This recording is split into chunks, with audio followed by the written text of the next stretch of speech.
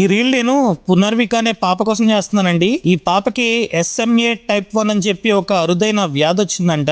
So 1,00,000 మందిలో ఒకరికి రావచ్చంట, ఎవరికి రాకూడదని కోరుకుంటున్నా. సో దీనికి ట్రీట్మెంట్ ఉందా అంటే ఉంది, ఇండియాలో లేదంట. వేరే దేశాల నుంచి ఒక ఇంజెక్షన్ ని తెప్పించాలంట. ఆ ఇంజెక్షన్ కి అయ్యే ఖర్చు 16 కోట్లు. సో ఆ ఫ్యామిలీతో కష్టం.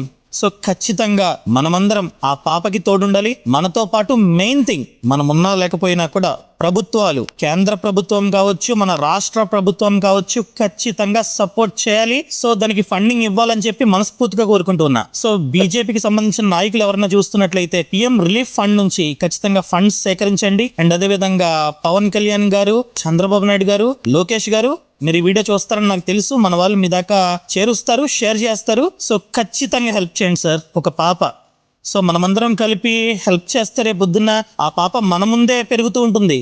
అంతకంటే ఏం కావాలండి?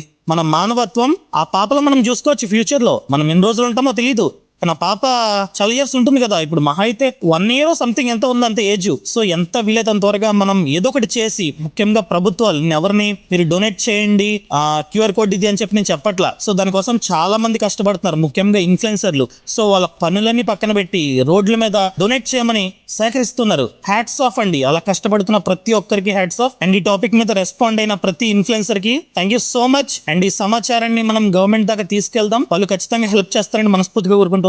నా సైడ్ నుంచి నేను కూడా డొనేట్ చేస్తున్నా. Thank you so much. ప్రతి ఒక్కరికి ఈ రీల్ ని షేర్ చేయండి.